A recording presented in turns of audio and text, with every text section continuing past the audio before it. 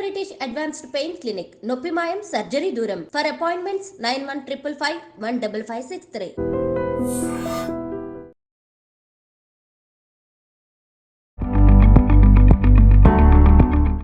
So నేను ఈ నరాల బలహీనత అనేది చాలా కామన్గా వింటుంటాను. నాకు న్యూరాలజిస్ట్గా మేము నరాల బలహీనత అని చదువుకోం. ఎందుకంటే బలహీనత అంటే వీక్నెస్, నరాలంటే నర్వ్స్ వీక్నెస్ అనేది మేము చదువుకున్నప్పుడు మాకు ఎప్పుడూ అలాంటి పదం మేము చూడలేదు. కానీ మాట్లాడితే పేషెంట్స్తో మాట్లాడితే ఏంటి నరాల బలహీనత అంటే, ఒకటి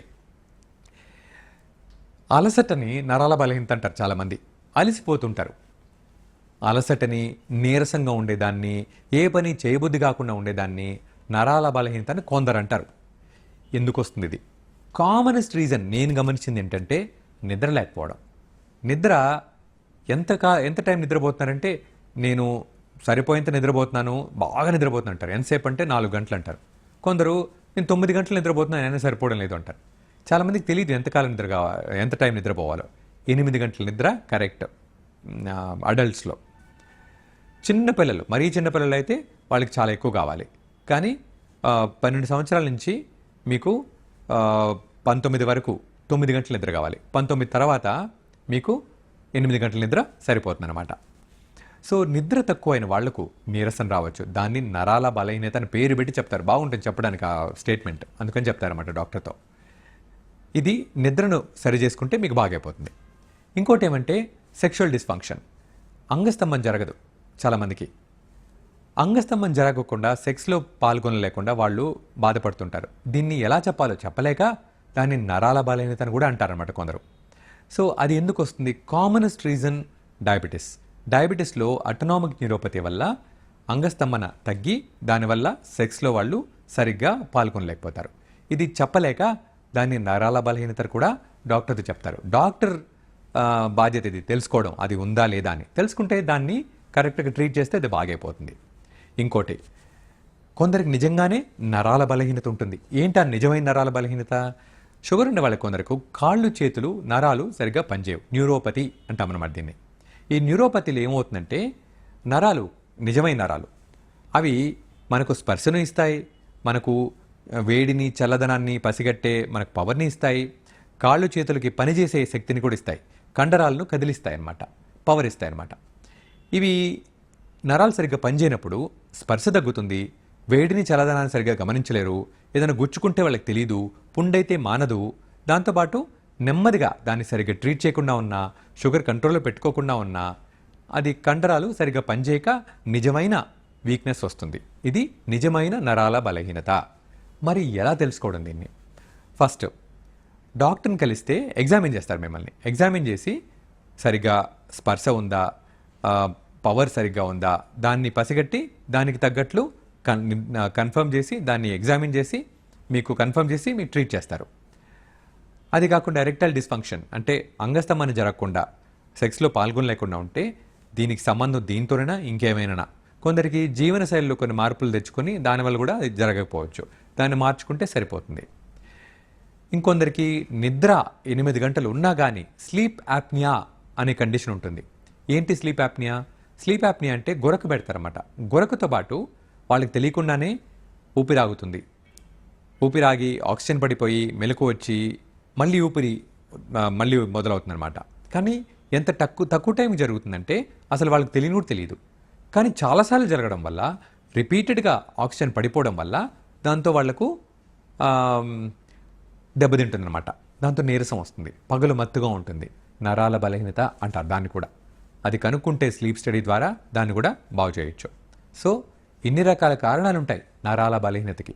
డాక్టర్తో పాటు డీటెయిల్గా మాట్లాడితే, డాక్టర్ కరెక్ట్ అయిన ప్రశ్నలు చేస్తే అప్పుడు ఈ నరాల బలహీనతకి కారణం తెలుసుకొని నిద్ర, నరాలు పనిచేయట్లేదా, సెక్షువల్గా ప్రాబ్లం ఉందా, ఏముంది అని తెలుసుకుంటే దాన్ని కరెక్ట్గా ట్రీట్ చేయగలుగుతారు.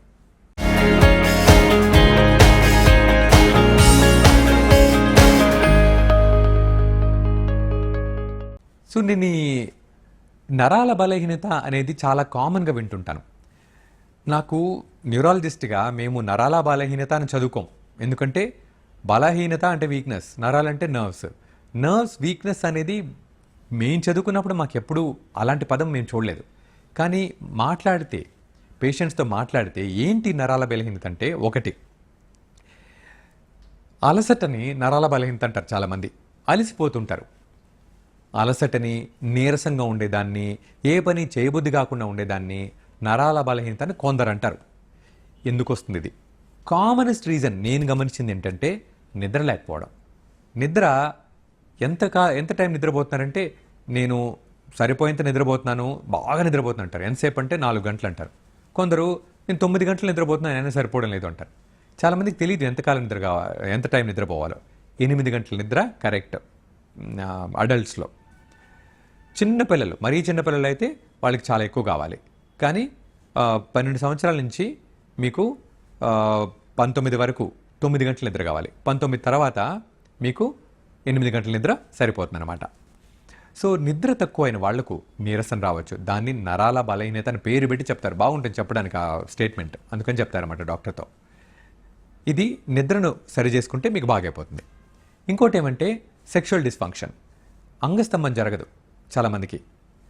అంగస్తంభం జరగకుండా సెక్స్లో పాల్గొనలేకుండా వాళ్ళు బాధపడుతుంటారు. దీన్ని ఎలా చెప్పాలో చెప్పలేక దాన్ని నరాల బలహీనత అని కూడా అంటారన్నమాట కొందరు. సో అది ఎందుకు వస్తుంది? Commonest reason diabetes. డయాబెటీస్లో అటోనామిక్ న్యూరోపతి వల్ల అంగస్తంభన తగ్గి దానివల్ల సెక్స్లో వాళ్ళు సరిగ్గా పాల్గొనలేకపోతారు. ఇది చెప్పలేక దాన్ని నరాల బలహీనత కూడా డాక్టర్తో చెప్తారు. డాక్టర్ బాధ్యత ఇది తెలుసుకోవడం, అది ఉందా లేదా అని. తెలుసుకుంటే దాన్ని కరెక్ట్గా ట్రీట్ చేస్తే అది బాగైపోతుంది. ఇంకోటి, కొందరికి నిజంగానే నరాల బలహీనత ఉంటుంది. ఏంటా నిజమైన నరాల బలహీనత? షుగర్ ఉండే వాళ్ళకి కొందరకు కాళ్ళు చేతులు నరాలు సరిగ్గా పనిచేయవు. న్యూరోపతి అంటామన్నమాట దీన్ని. ఈ న్యూరోపతిలో ఏమవుతుందంటే నరాలు, నిజమైన నరాలు, అవి మనకు స్పర్శను ఇస్తాయి, మనకు వేడిని చల్లదనాన్ని పసిగట్టే మనకు పవర్ని ఇస్తాయి, కాళ్ళు చేతులకి పనిచేసే శక్తిని కూడా ఇస్తాయి, కండరాలను కదిలిస్తాయి అన్నమాట, పవర్ ఇస్తాయి అన్నమాట. ఇవి నరాలు సరిగ్గా పనిచేయనప్పుడు స్పర్శ తగ్గుతుంది, వేడిని చల్లదనాన్ని సరిగ్గా గమనించలేరు, ఏదైనా గుచ్చుకుంటే వాళ్ళకి తెలియదు, పుండైతే మానదు. దాంతోపాటు నెమ్మదిగా దాన్ని సరిగ్గా ట్రీట్ చేయకుండా ఉన్నా, షుగర్ కంట్రోల్లో పెట్టుకోకుండా ఉన్నా, అది కండరాలు సరిగ్గా పనిచేయక నిజమైన వీక్నెస్ వస్తుంది. ఇది నిజమైన నరాల బలహీనత. మరి ఎలా తెలుసుకోవడం దీన్ని? ఫస్ట్ డాక్టర్ని కలిస్తే ఎగ్జామిన్ చేస్తారు మిమ్మల్ని. ఎగ్జామిన్ చేసి సరిగ్గా స్పర్శ ఉందా, పవర్ సరిగ్గా ఉందా, దాన్ని పసిగట్టి దానికి తగ్గట్లు కన్ఫర్మ్ చేసి, దాన్ని ఎగ్జామిన్ చేసి మీకు కన్ఫర్మ్ చేసి మీకు ట్రీట్ చేస్తారు. అది కాకుండా ఎరెక్టైల్ డిస్ఫంక్షన్ అంటే అంగస్తంభన జరగకుండా, సెక్స్లో పాల్గొనలేకుండా ఉంటే దీనికి సంబంధం దీంతోనైనా ఇంకేమైనా. కొందరికి జీవనశైలిలో కొన్ని మార్పులు తెచ్చుకొని దానివల్ల కూడా అది జరగకపోవచ్చు. దాన్ని మార్చుకుంటే సరిపోతుంది. ఇంకొందరికి నిద్ర 8 గంటలు ఉన్నా కానీ స్లీప్ యాప్నియా అనే కండిషన్ ఉంటుంది. ఏంటి స్లీప్ యాప్నియా? స్లీప్ యాప్నియా అంటే గొరక పెడతారన్నమాట. గొరకతో పాటు వాళ్ళకి తెలియకుండానే ఊపిరాగుతుంది. ఊపిరాగి ఆక్సిజన్ పడిపోయి మెలకు వచ్చి మళ్ళీ మళ్ళీ మొదలవుతుందన్నమాట.